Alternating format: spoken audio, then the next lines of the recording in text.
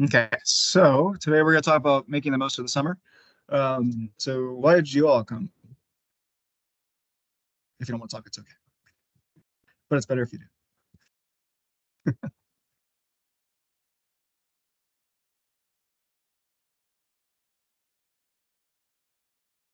Okay, so feel like you're wasting summer if you're not using it to kind of help build stuff up, ideas on what to do. Okay, same. Okay. Well, let's talk a little bit about the job search before we get to the what to actually do over the summer, because it kind of helps to understand what the job search is like to help understand how to prepare for it and what you can do over the summer to prepare for it. Um, So basically, it's time consuming. It's hard. It's most definitely a roller coaster of emotions. It's very active and ongoing. So time consuming. Average job takes about 5 to 6 months to find. So you really want to start pretty early. If you're looking for a job in May, you really want to start around December. Really looking for right around the end of the fall semester. That's the same thing that actually goes for looking for summer internships. A lot of the internships are open in the fall and close right around December. So if you haven't applied early enough, you're going to miss out. It is recommended that you try to apply to 2 to 3 jobs per day when you're actually searching. So you can imagine that on top of your senior design and everything else gets pretty busy.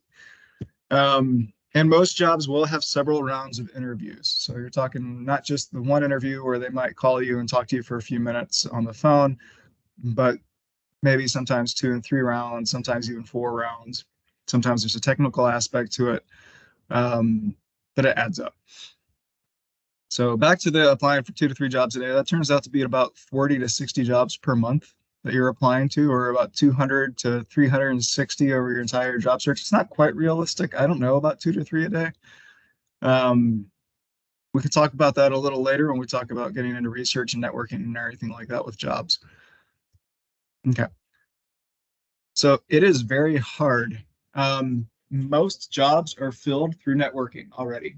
So it says 80% of the jobs are filled through networking with personal or professional connections.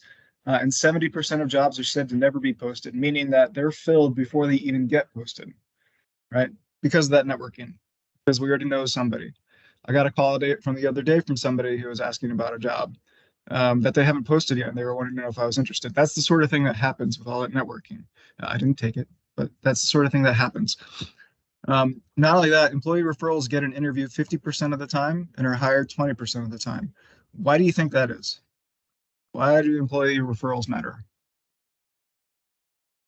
Not you. Yeah, because they already know.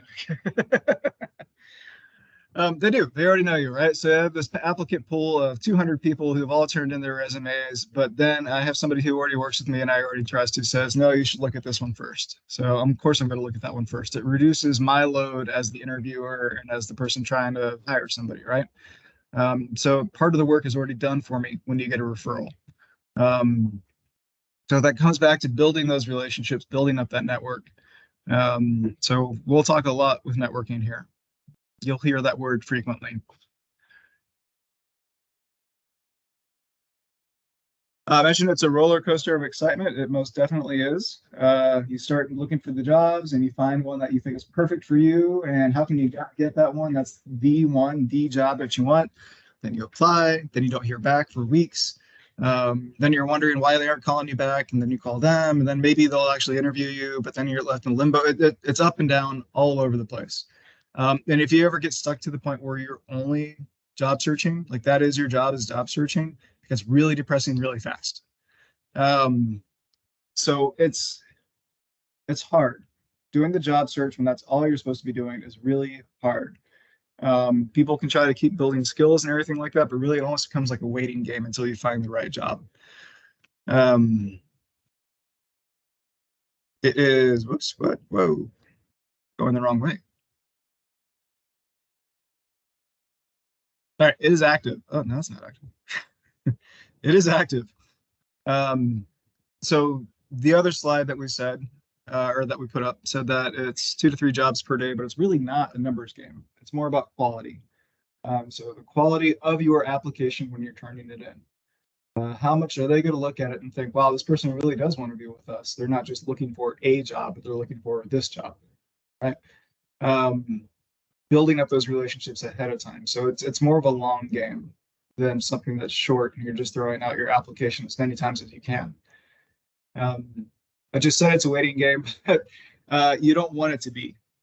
Okay. You want to build up to it to the point where it's really not, where people see that you're available and they're kind of jumping to get you hired. Okay. So you're trying to take it away from being that waiting game. It's really more about building those relationships. It does require you to be active and engaged from an early point. So not just while you're doing the job search, but way early on, building all those relationships we keep talking about. Planning ahead does shorten the time and it will increase your satisfaction. And basically, you're creating your own luck. You'll hear creating your own luck many, many times, probably throughout your life. And you'll probably eventually refer to it yourself because it feels like you got lucky, but you were in the right place at the right time. But all that work that you did ahead of time put you in that right place at the right time. So you're building up yourself to be in a position where when opportunity comes, you're able to take it. Okay? There are many factors that are going to be outside of your influence. The job market, right? Can't control the job market. So that sucks at times. Right now, bioengineers are in demand, so that's a good thing. Time of the year is hard. If you get laid off during the summer, it can be kind of challenging to find a new job or something like that. If you're on the hiring cycle, that's a good thing. The field that you're in. So, as I said, biomedical engineers are kind of hot right now. It's a good field to be in. If you are unfortunately in like programming or something like that for Amazon, now's not a good time to be there, right? So everybody just got laid off. Your commitments. So if you have family, if you have children, I guess children are family, but if you have these outside commitments that you can't help, then you have to find jobs that are going to be flexible to you, right? You can't help that. That is outside of your control to some extent, to most extent.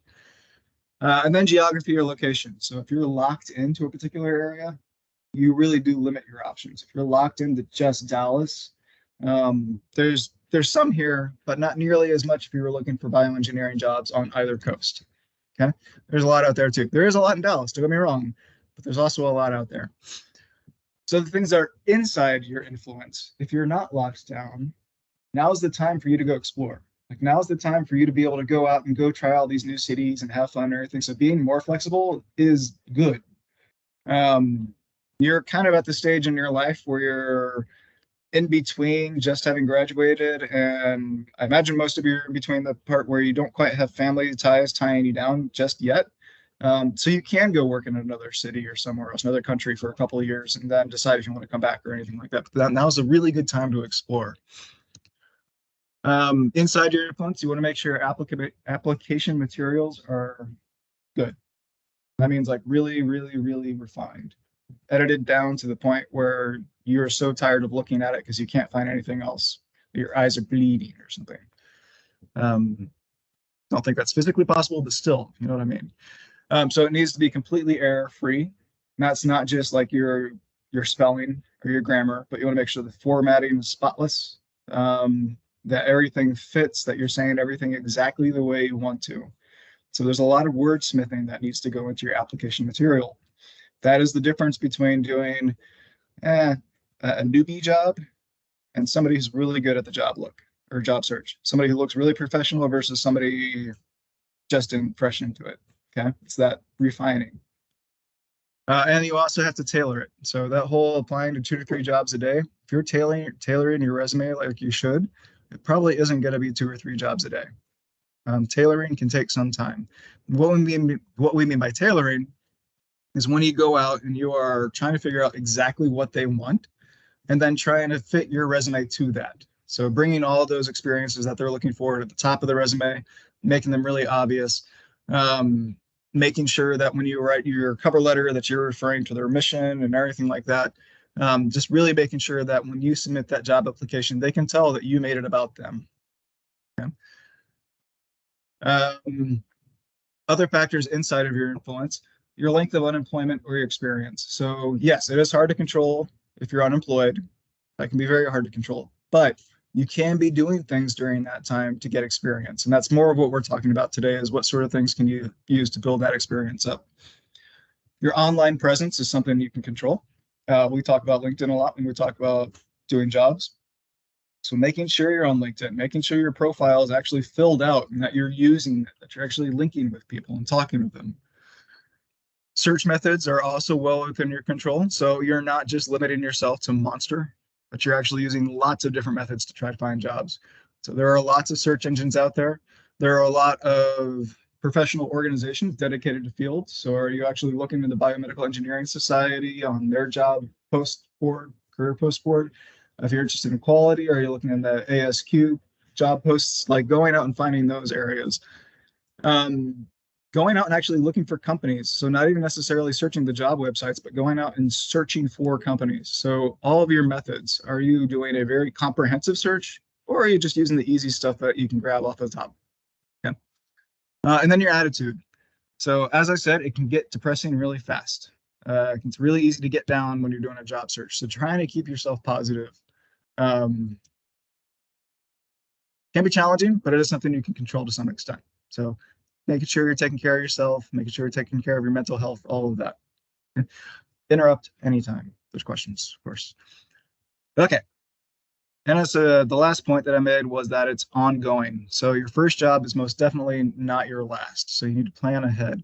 And that's more what next week is about, is that planning ahead. Once you have that first job, how do you make it so it can bleed into your next job and really set you up for success?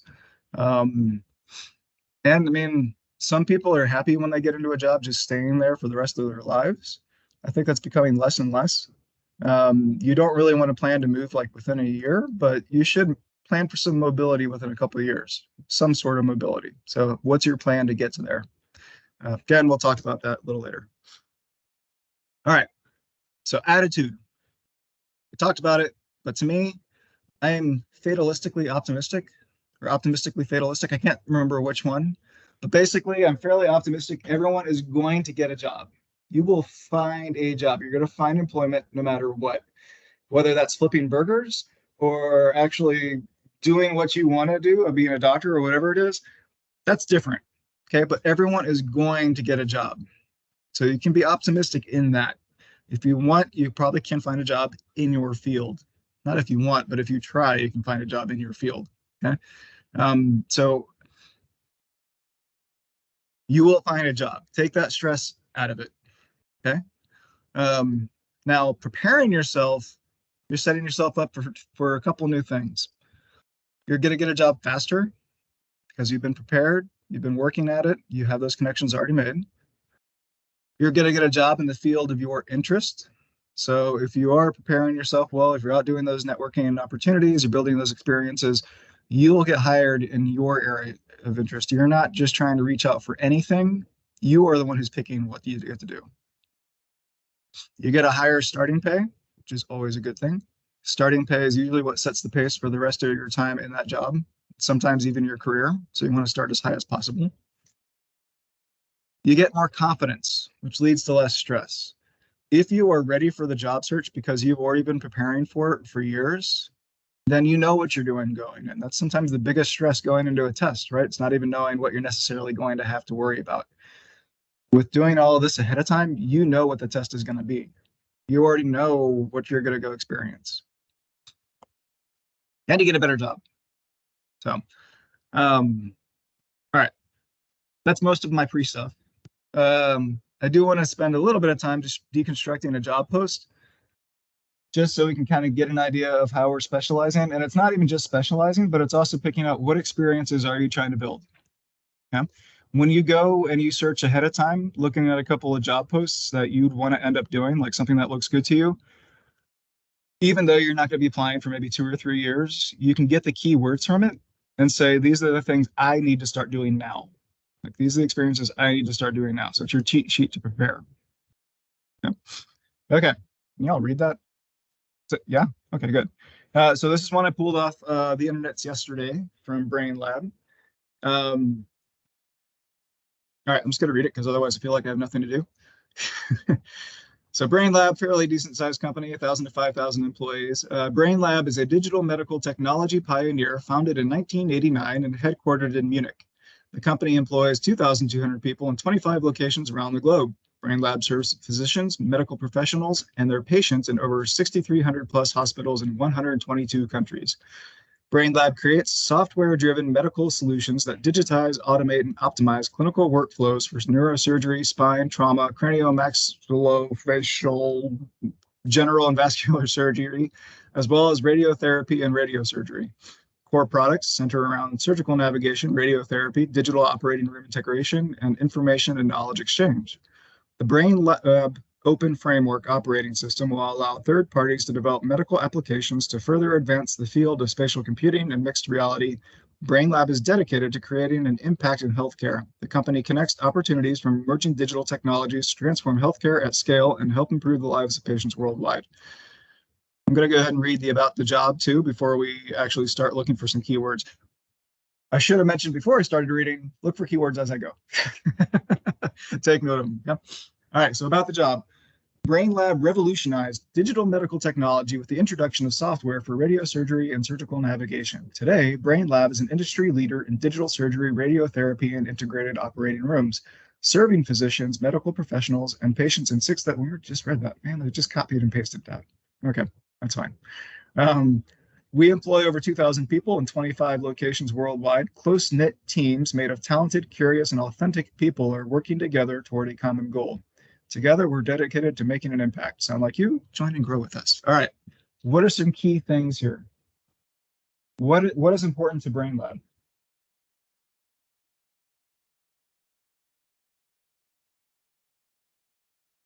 Let's start with what do they do?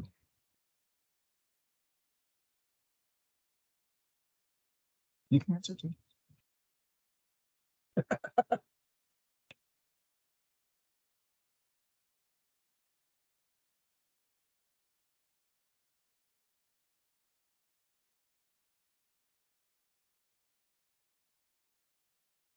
Yeah, different types of surgery, right? So generally speaking, that's what they do. Medical devices used for surgeries and all sorts of things like that. What do we think is most important to them? Based just on what they've said about the job and deconstructing and the about the company.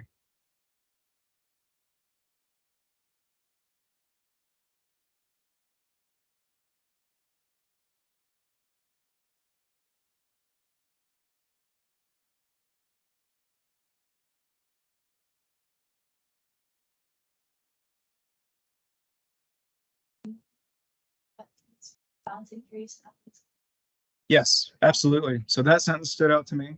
The other one that stood out to me was this bottom here. Brain Lab is dedicated to creating an impact, and then they also say we're here together. We're dedicated to creating an impact, making an impact, right? So they're really wanting to help improve the world. At least that's what they're saying from their mission and what they're saying about themselves. So when you're putting your application materials together, do you think it'd be a good idea to mention that you are also looking for being impactful? Okay, and I would actually include the word impact, right? Because that should sound similar to them. But back to the one that you're pointing out, close-knit teams made of talented, curious, authentic people working together toward a common goal. Let's take that down a little bit. So there are 4 or 5 big points just in this sentence that I think I would pull up, right? What's the first one? Close-knit teams, okay? So they want to make sure that you can work teamwork, okay? When we talk about close-knit, usually that means smaller groups too. Okay? So you need to have experience working in small groups that you can point to show that you can work on a team. When a reference gets called and they say, and we do when they send us references, sometimes it's a survey and it's like, great, how well this person does all these different things. One of them is working on a team. Is it top 1%, top 5%, top 10%, right? That sort of rating. So you want to be able to demonstrate that and have people who've seen you do it. Okay, what next? Talented. Okay. How would you improve your talent for this job? Or what are they going to consider talented? Let me ask it that way. Not the improvement part yet.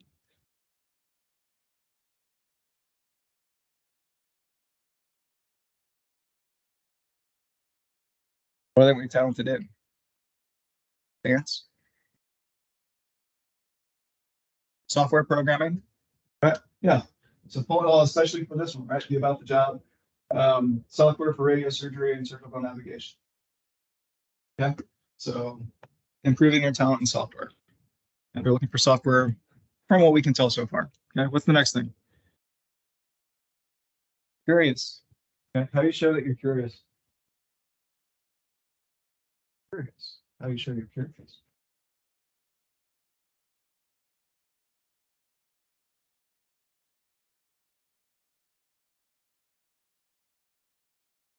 Yeah.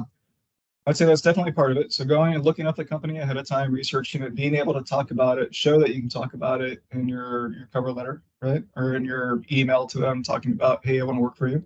How else do you show that you're curious?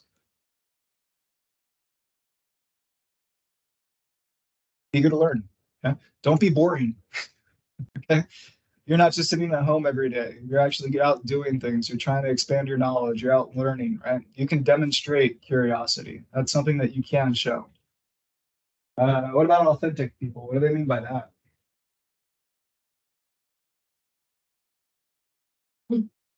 No, I would differentiate between not boring and authentic. What's the opposite of authentic? Two-face? Fake, right? People who are just posing, okay? Being your authentic self. So that's not one that you can necessarily show or train for, I don't think. But you're not just saying things to actually get the job or because that's what people want to hear, but because you actually mean it. So being authentic with yourself. And actually, you can prepare for that. You can prepare for being authentic by doing some self-exploration, okay? By figuring out who you are. So even though that sounds, well, my day we would have called it like hippy dippy or something like that, like a little flower power. I don't know, whatever, right? Um, it is a good thing to actually learn about yourself and figure you out. Okay. Um, I should probably strike that from the text. I keep forgetting. I don't know what's appropriate anymore. Whatever. Okay. And what was my potential fifth last thing? I can't really tell if it probably falls into the close knit teams. So we're working toward a common goal. Yeah. That is something else that you demonstrate. So teamwork is one thing, but actually working towards a common goal means that you can be a cog. It means that you can be a piece of the machine that's going to be coming together to make this one final thing happen. It's not bad to be a cog, especially when you're working towards a greater purpose. Okay. Um, there's times when it's bad to be a cog, but when you're building toward a greater purpose, everybody has to come together, and that's what you're showing is that you can come towards this common goal, even if it's not necessarily that you can see how it all fits together. Okay. All right, let's look a little bit more about the job. So the job description, provide on-site consulting, guidance, and assistance to physicians and OR personnel by evaluating options and problem solving during surgery in order to maximize IGS product efficiency and usage. Analyze, resolve, and repair product issues through detailed analysis and utilization of engineering expertise. Direct and assist radiology staff in performing necessary scans prior to surgery. Educate, train physicians and hospital personnel, including OR staff, radiology, central sterile processing, biomedical, and information technology staff, on the use of IGS products and services. Developed and conduct training programs for hospital staff, enabling them to implement in-house training. Act as primary customer liaison, maintaining contact with customer, assessing satisfaction and usage levels, and work to increase revenue via the sale of spare parts, upgrades, etc. Work closely with the senior application consultant, area account manager, key account manager, and marketing manager on the market transparency, upgrade initiatives and R&D projects. Utilize engineering expertise to contribute to the quality improvement process by recommending product modifications. Attend meetings and trade shows to demonstrate and promote IGS products and services. Keep abreast of developments regarding brain lab and competitive IGS products and services via ongoing training and individual research and analysis, and perform other duties and responsibilities as required. That's always a catch-all that they always throw in there. Okay. Qualifications. BS in biomedical engineering, woohoo! Biomechanical engineering, bioengineering, clinical engineering, or nursing required. 1 to 3 years minimum experience in a technical support role, preferably for a healthcare company or provider. 1 to 2 years minimum sales experience with healthcare company preferred. Knowledge of surgical procedure, anatomy, and medical terminology preferred. proficient in the use of PC software applications, including Microsoft Office, self-motivated, detail-oriented, and a proven history of ability to make independent decisions, and travel for 50% plus for the first 6 months. And then the additional information is about the benefits that would come with the job. Okay. From this, where do you really want to focus on making sure that you have everything to meet, to check off the boxes? That'd be the job description or the qualifications. Qualifications, right? Job description is what you're going to be doing, right? Job qualifications are what you need to show that you can actually do it. So you're not necessarily going in there and they're expecting you to be able to do all of the job qualifications, right? That's okay. Having said that, do we want to pay attention to the job qualifications? Not qualifications, the job description. Do we want to pay attention to the job description? Why?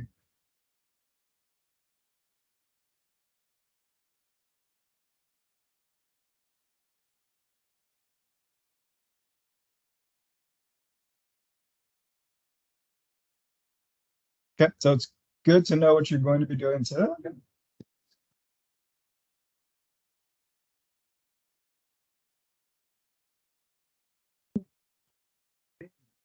Yes. So you have the background information so you can answer questions about it, even if you don't know all the pieces of it yet. That's exactly what I was going to say. So, wow, way to steal my thunder. I mean, good job. No, so you want to be able to look at the job description and see there's two things I would say at least, right? One is so you can look at it, and that if you don't know any of the words in it or some of the words, you go define them. You go figure out what they mean. Okay. If you don't know what a senior application consultant, an area account manager, a key account manager, or a marketing manager are, figure it out and figure out how they work, what they do, how they all fit together. Okay? That way they don't have to explain it to you during the job. You can explain it to them, right, during that interview process.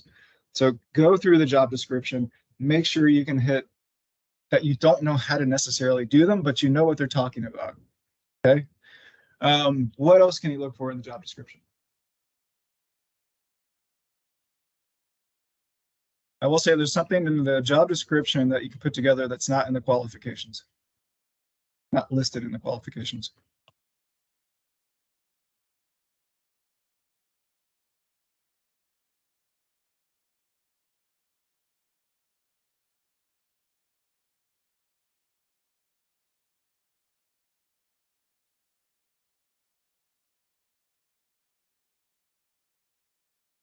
Look at the first, third, fourth, and fifth, and sixth bullet points for sure.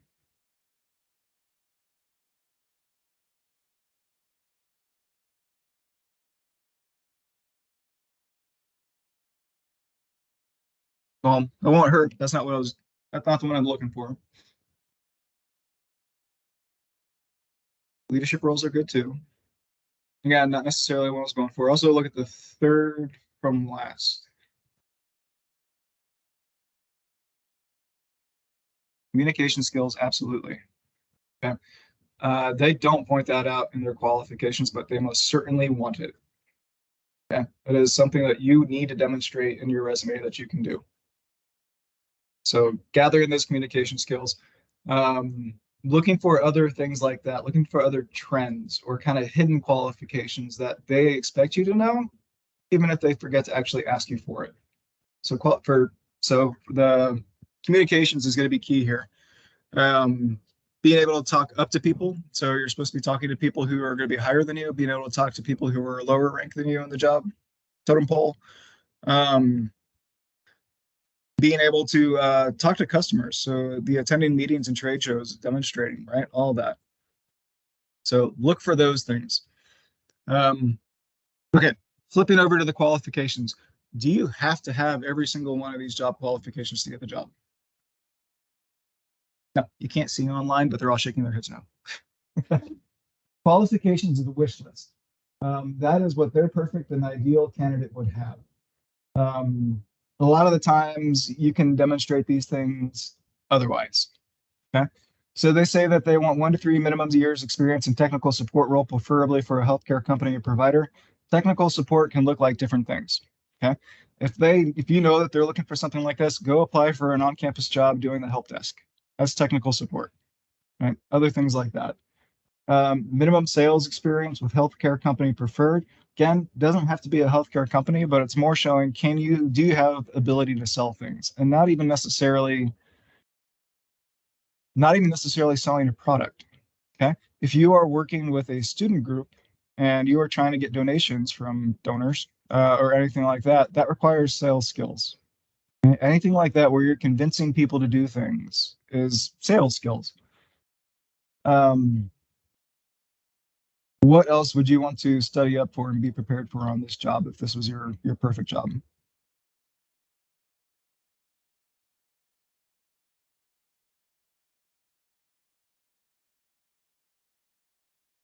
Qualifications, we'll have the BS. That should be okay.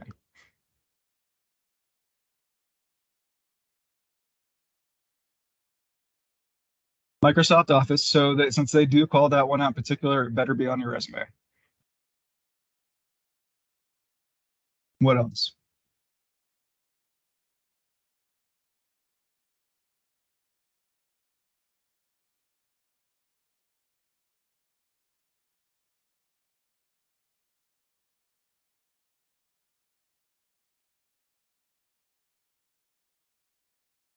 So knowledge of surgical procedures, anatomy, and medical terminology preferred. That's something you can take care of. Okay. That's the sort of thing where, like anatomy, you can list out your classes that related to anatomy or medical terminology or anything like that, right? That's something that you can go do classes on your own, online courses for learning anatomy or about medical terminology or watching surgical procedures, or you can watch posts that you've watched surgical procedures, that sort of thing. Sort of thing where you can shadow somebody, all sorts of things that you can use to build up that experience. But if you know that you're going into a field that's going to be looking at a lot of that sort of stuff, you're using this to generalize to that. Okay. Um, Self-motivated, detail-oriented, and proven history of ability to make independent decisions. How would you show that you're self-motivated? What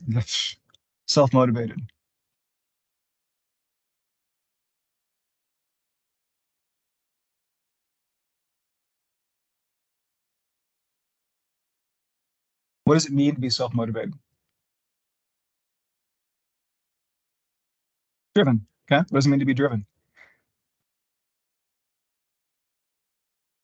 Self-motivated. I'm sensing an endless cycle here. Did somebody tell you to come to this aside from me?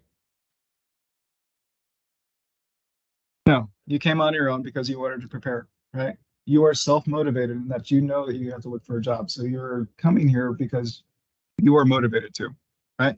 Nobody else told you to, right? So how would you show that you're self-motivated on your resume?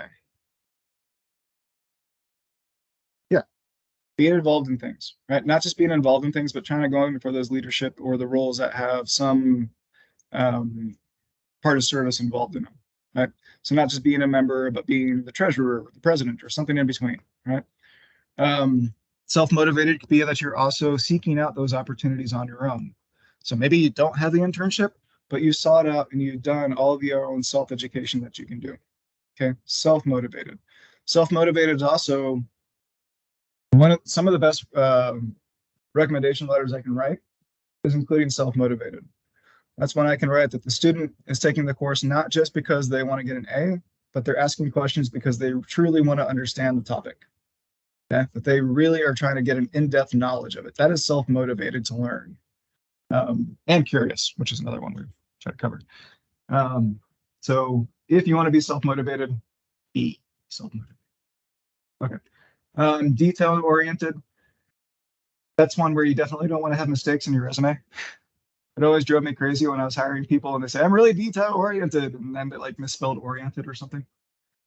And proven history of ability to make independent decisions. Um,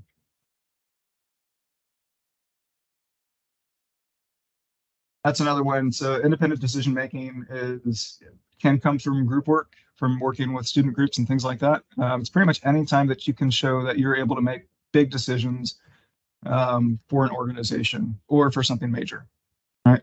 Um, and that you're making independent decisions, not based on gut feeling, but you're actually making it based on like analysis, right? Smart decision making. Okay. So that's how you would dissect a job description, right? How you're going to pull it apart and figure out when you know some of the jobs that you're looking for to prepare for those jobs. This is how you'd go in there and figure out what sort of things do you need to build up? What sort of keywords are you trying to make so that you can not custom class, so that you can really show it on your resume, right? Um, okay. Questions about that? All right. We have about 20 minutes left, and I would like to do brainstorming activity now. Yay, brainstorm. We're a fairly small group, so I think we're just going to combine. These are kind of the four areas that we thought of, and that ways that you can expand your knowledge, or ways that you can and boost your resume when you don't have a job, or even when you have a job, just resume boosting, period. Okay.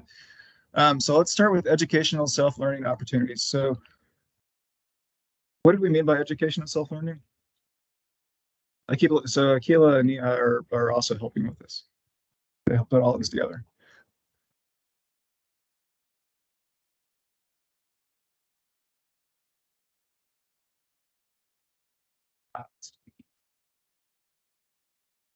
No, I was going to do this on here. Never mind. I don't need this.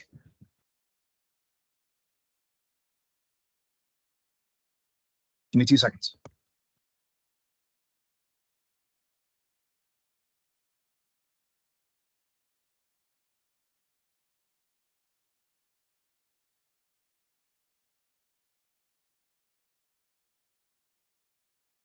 Doink.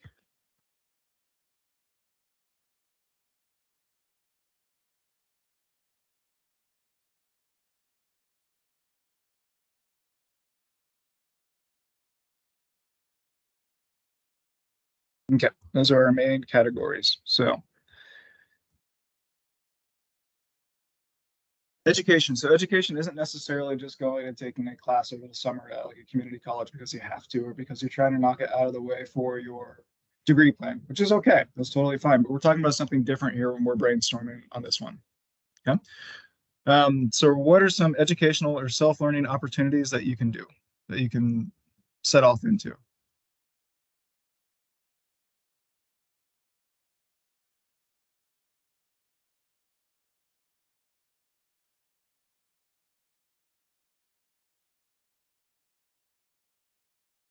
And certifications?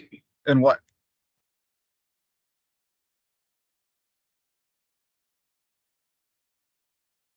Depends on what you're trying. That is true. That is absolutely true. So it depends on what you're trying to do. Um,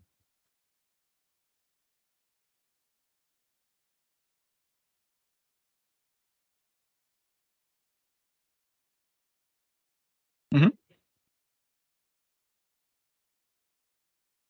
Oh, yeah. Office, CPR, you can do other software, right? If you're looking to go into a field that requires something like regulatory or anything like that, you can get certifications based on that. Yeah. When you get certifications, are all certifications the same? Are they all of equal value to each other? Okay. So you're shaking your head. Why not?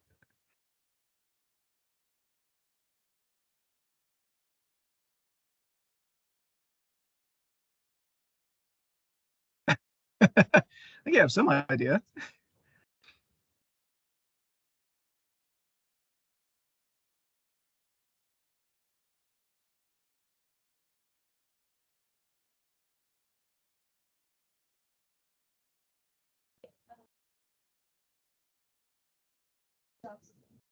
Yeah.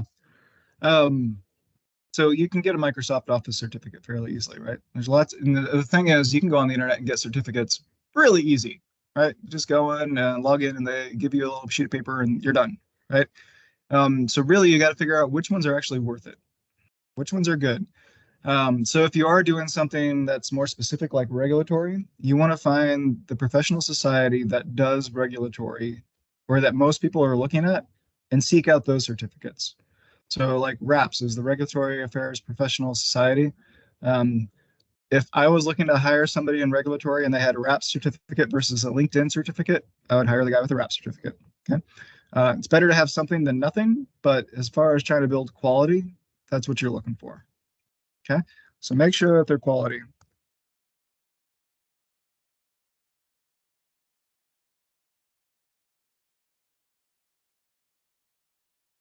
And that's not to also poo-poo LinkedIn certificates. Okay. I said something is better than nothing. You just want to make sure that it actually does give you something, that you're actually learning from it. So when they ask you, you're not just completely blank staring at them because you had a certificate and you should know what you're talking about, right? At least to some extent. Um,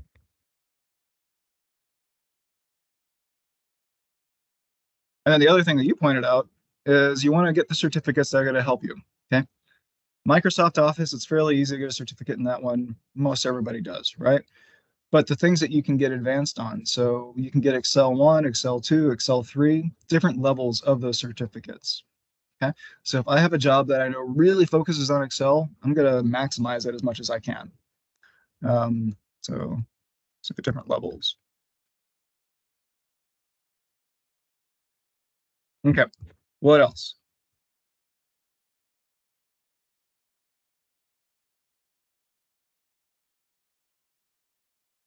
Learn a new skill.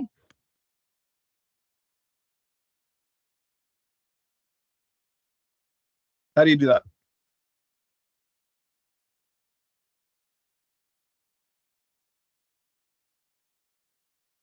Find resources and go from there. Find resources and use them. Um, Going back, you can take courses, right? Courses to expand it. If you're self-learning, you can do a project, right? Something that's going to demonstrate those skills that you have now picked up. Um, what other ways can you do a new skill? Learn a new skill. Learn a new programming language.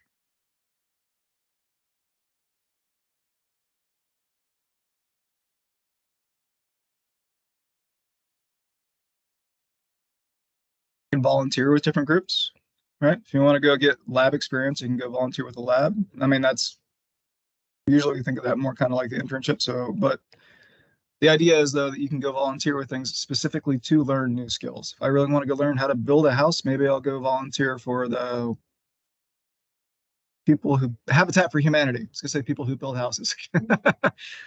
um, so and the skills can be different things like that. It doesn't always have to be just job skills, but the fact that you're also learning new skills goes back to that showing that you're curious. Goes back to that showing that you're self-driven.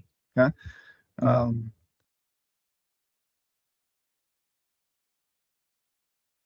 apprenticeship. That's a real word, not apprenticing. Bring it back. Where'd it go? Fine. Okay. Any other ways you can learn new skills or expand on the skills that you have?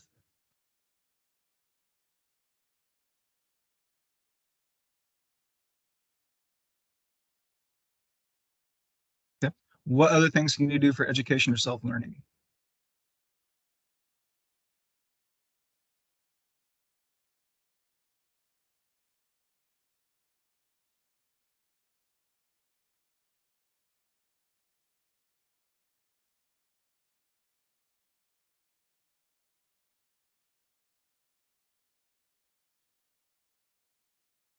Explore your limits. I'm going to wait for that one on mental health self-care. No, I'll put it down. Explore your limits. I'm still learning. All right. We'll have it a couple places. That's okay. Explore your limits, take a trip, challenge yourself.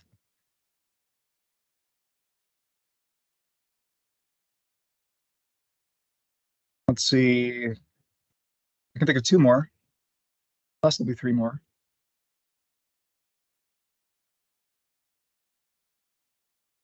Okay, so separate from certifications, you can take classes. And we said it earlier, but we didn't really quite get to it. So taking classes.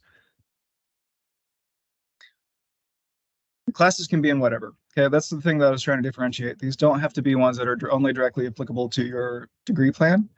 but they're the ones that help you to expand your knowledge. So if I'm a biomedical engineer, but I know that I want to go into a job that's more advanced electrical engineering, then I can take classes that are more focused in electrical engineering. It shows that I've got that specialization, right?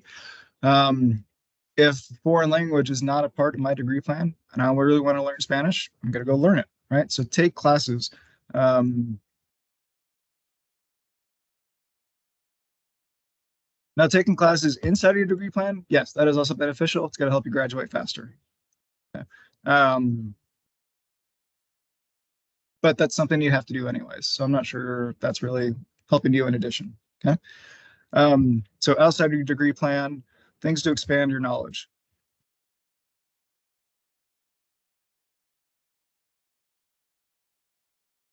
Or on the flip side, things that will narrow your focus. Ah,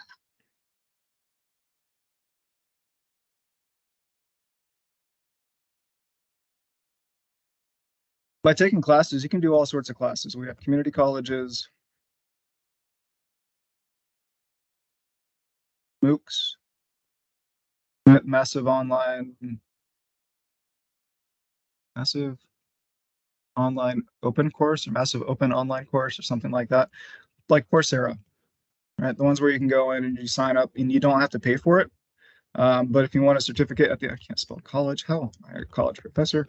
Um, but like Coursera, the things that you can go and if you decide at the end that you do want to get a certificate and pay a little extra, fine. But even just taking the class is good. And that expanding the knowledge. Um, and other opportunities. I'm sure there's plenty of other opportunities where you can find to take courses or anything like that. Okay. Um, educational self-learning. If you know that you're going to end up having to take a big test in the end, that's something else that you can start studying for. So if you know that you're going to end up having to do like the MCAT or something like that, definitely studying ahead, GRE, all that sort of stuff. Even though GRE seems to be on the way out, that sort of thing though. But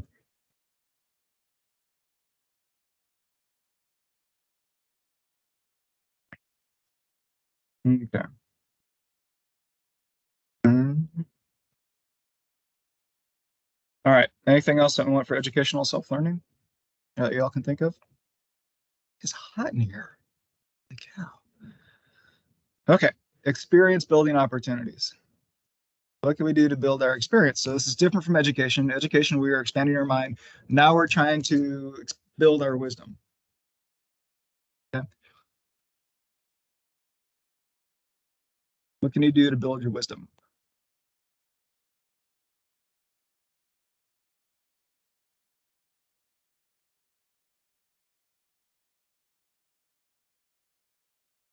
Okay. So research labs, shadowing. What else did you say?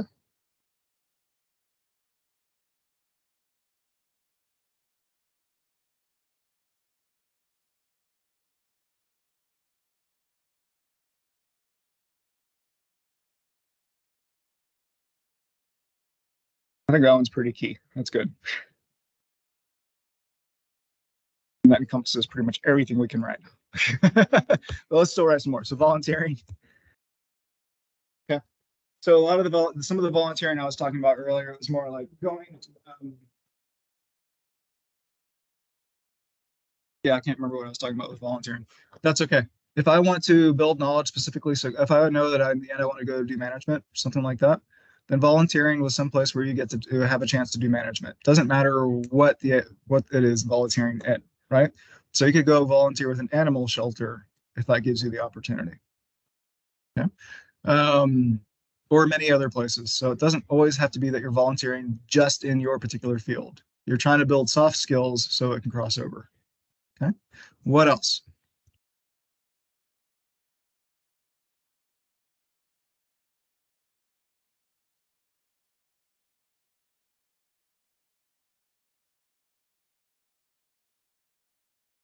How am I going to get to the point where I can do this one?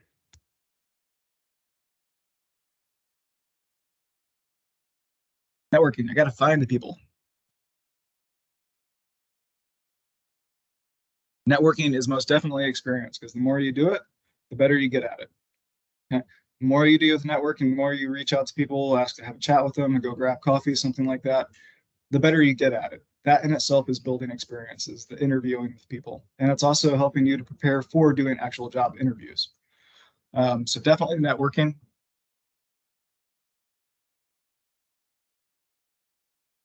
And volunteering, yeah, there's a lot of different options you can do with volunteering. I'll just leave it at that. Okay. What else can you do to build experience?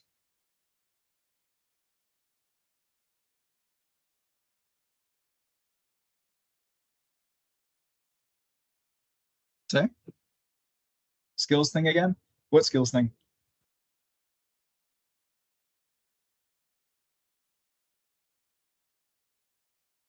That's kind of repeating ourselves.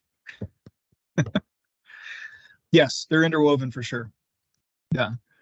Um, but something that was related to the skills one, though, you can start doing your own projects, right? That is related to skills expansion, but it can also be building your knowledge, building your wisdom, because you start learning all those pitfalls and everything, what to avoid in programming, anything like that. Um,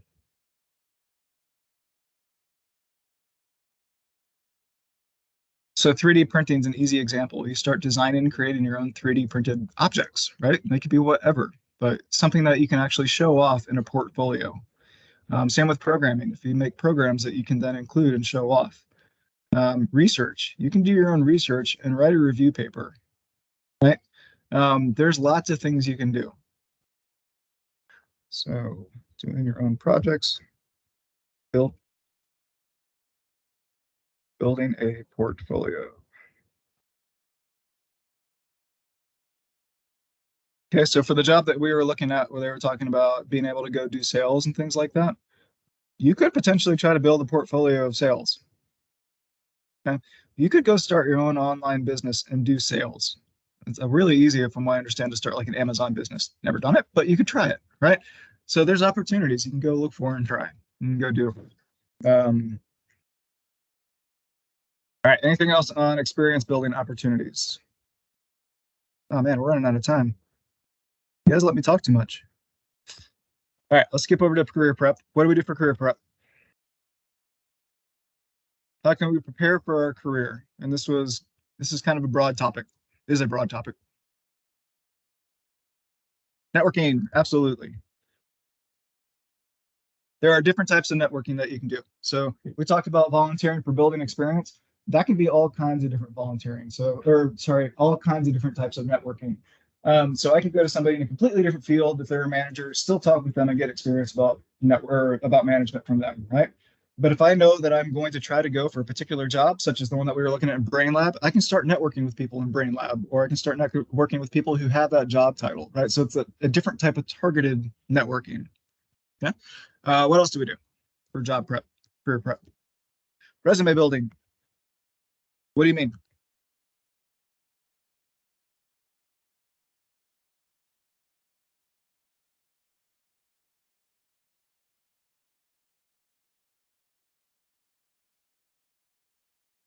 Okay. It's definitely something that needs practice. Okay. You're not going to write a resume and have it be good. It takes a lot of tailoring, takes a lot of going back and wordsmithing. So just practicing your wordsmithing is good. And that's true for anything. Writing your emails, right? Try and get your email that started off by being two paragraphs and reducing it to a sentence, which I know I did not send you yesterday, but get off my back. Okay. Um, but yes, so wordsmithing is definitely a skill that is good. Not, I mean, that is career preparation and skill building, but learning how to use language is good. Okay. Resume, you could also say practicing your other application materials and learning how to spell. Practicing, whatever. So that's like your cover letter, LinkedIn profile, the about you section, everything like that. Okay, what else for our career prep? Second, continue to apply for jobs. Can you apply to jobs just for the sake of applying for a job, even if you have no intention of taking it? Yes, right? So even if you know that you're not a candidate, you can apply for the job. What does that do for you? As long as you're not blowing it off, it gives you practice. it also shows that you're eager to work with that company. Okay. So you can start building up a history of, man, this person's applied with us for years now. Like kind of getting that history. You definitely don't want to do a bad job on it. Like you're trying to do your best on it still. But just go for the challenge. See if you could even get the interview. Okay. Good practice. What else? And apply it for jobs if you need a job.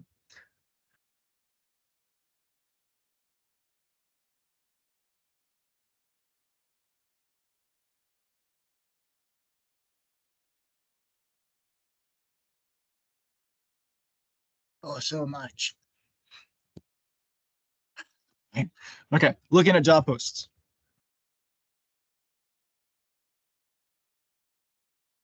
Right. If you make it a goal to look at a job post every week, even if it's just one job post and dissect it like we did this last one, that gets you that experience where you can look at it and quickly take it apart and figure out what they want. Yeah. You also might actually find something that you're interested in and start reaching out to those companies. And that comes back to job exploration. And I would even put that with job and company exploration. Okay. There's a lot of things open to bioengineers out there, and usually there's a lot of subfields, even within the fields that you might be interested in. So I taught a class the other day that looked at clinical research organizations. Inside a clinical research organization, which bioengineers totally qualified to do, there's like 10 sub jobs that you could do. So just saying that you want to do that, you can go start looking at all these other details. You can also figure out the career ladder, right? If I want to go become somebody who designs medical devices that are actually built, how do I get there? Because you most certainly don't just start off there, right? So what's the career ladder? Company exploration, figuring out which companies are good and bad. So spend your time actually doing the research. So devoting time to actually go look at that stuff until before you have to. Um, so you can also do self-exploration, right? Figure out who you are and what you're interested in. So this is a lot of the self-tests. Um, there's a better word for that. Yeah, personality tests, assessments. Not yeah, assessments is what I was looking for. Personality tests, job assessments, career assessments, that sort of thing. We have at least two that are available through to you through the Career Center on campus. Okay, and these are in-depth ones. They take over an hour to do each, but you also get a lot of information back out of it. And it's not just telling you, yes, you should be a trash man or something like that, but it's telling you the type of things that you would be interested in that you might not necessarily see on your own. Uh, assessments. Self-exploration is also just taking time to reflect on yourself. So the tests can help, but just taking time to think back and really just kind of brainstorming, what is it I like to do? What is it I lose track of time doing? Okay. Figuring that sort of stuff out, just really getting to know yourself. Okay. Career preparation can also be applying to schools, preparing for applying. Almost out of time. I'm gonna go over. I'm sorry.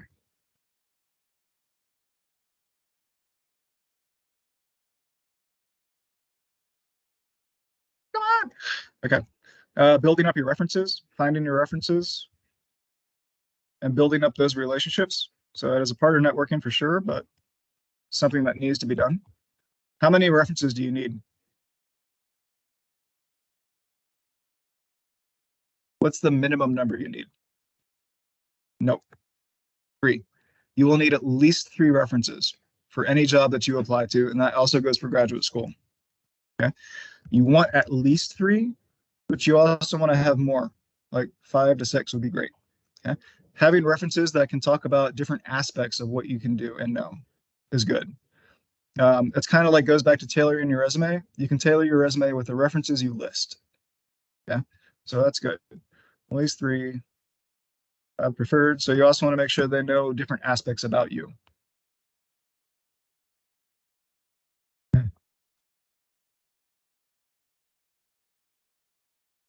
I feel like there's more we could list there. Okay, that's fine. All right, mental health, self-care. Sorry, I know we're over. If you got to go, you can go. If you have a few minutes, great. What can we do for mental health and self-care? Why do we care about mental health and self-care?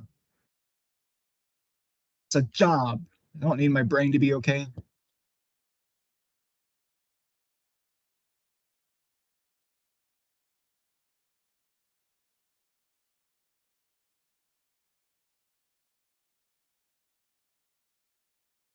Yes.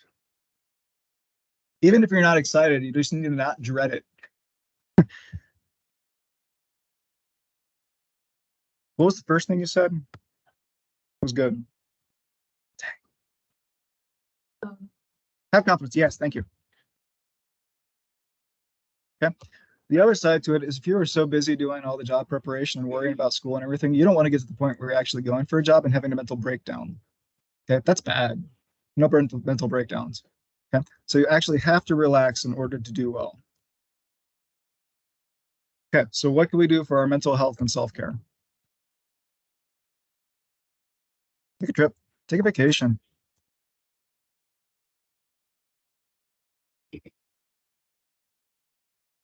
Okay, what else?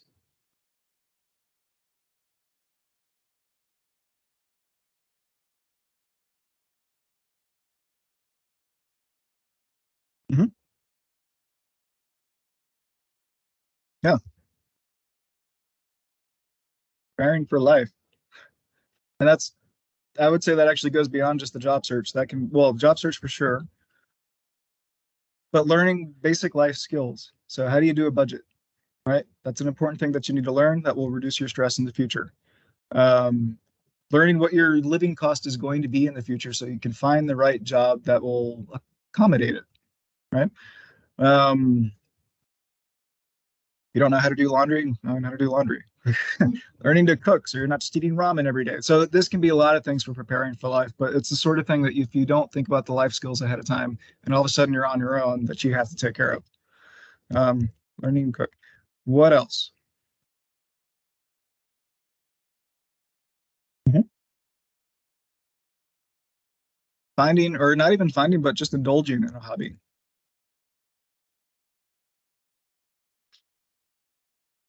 Okay. So finding and indulging in the hobby can be a skills expansion too. So you're, two birds, one stone. Awesome. Um, but having hobbies is good. That's also part of what makes you interesting. So when you get to the interview and they ask about, so what do you do for fun? You have something to say other than I watch TV, right? Doesn't go over as well. Okay. One you just said was good too, and I already forgot it. Yes.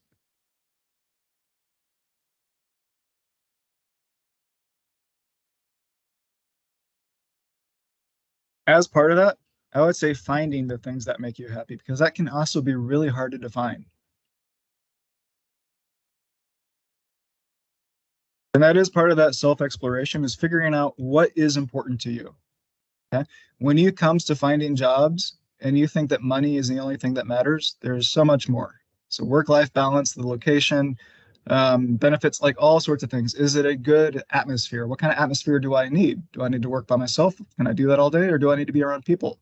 Right, all that stuff. So finding things that make you happy, definitely an important thing, and it does take some actual mental effort. Okay, what else?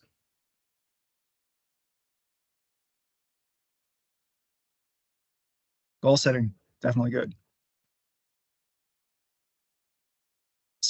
Goal setting and revising your goals. Right, coming back and actually checking on them. Okay, what else?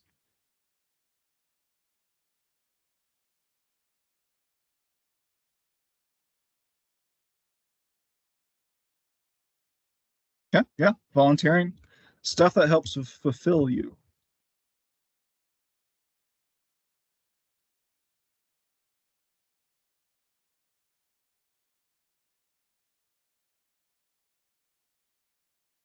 Nope. Volunteering, I didn't say it anywhere else, but it also helps with networking for sure. Yeah. I know that I come back to the Habitat for Humanity. One of our members of the IAC, who is like a VP of some company, like major up there guy, volunteers with Habitat for Humanity. So if we happen to be on the same project, that's great, right? It's amazing how often things like that pop up all the time. So actually getting to know people through volunteering or anything else that you do. One other, take an actual break, relax. And I would define this differently from taking a trip or vacation. Taking a trip or vacation, that's something that you want to do and you actually want to have activities with it, right? You actually want to go expand your knowledge. You want to go do something. You want to go be active, do whatever, right? Taking a break or relaxing looks different for everybody. Sometimes that's playing video games. Sometimes that's just reading a book, sleeping, whatever. But be sure that you define and defining this. Be sure you figure out what actually relaxes you. Okay. For me and my spouse, that's two completely different things. I do like playing video games. Sometimes I like cooking, not all the time. Sometimes I like going for walks. She likes reading in the bath, right? Two different things. She likes watching really stressful TV shows. I don't understand. How is that relaxing? But define it for you. Know what works for you. That way, in the future, when you are during those stressful times, you can do it. Okay. All right. Anything else that we want to throw up there? I know I'm 10 minutes after. I'm sorry.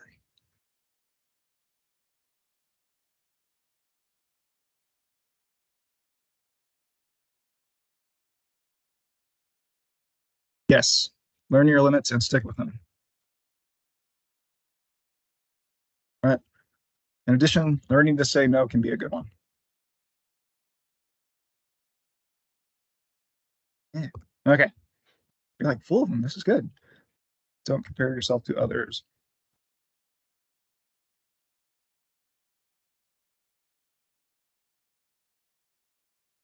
Nice. Be you. Okay. All right. Anything else you all want to add? Cool. Okay. Well, thank you. Sorry again for going over, but thank you for brainstorming the list. And I'll actually send this out if everybody, maybe I'll just send it out to the department.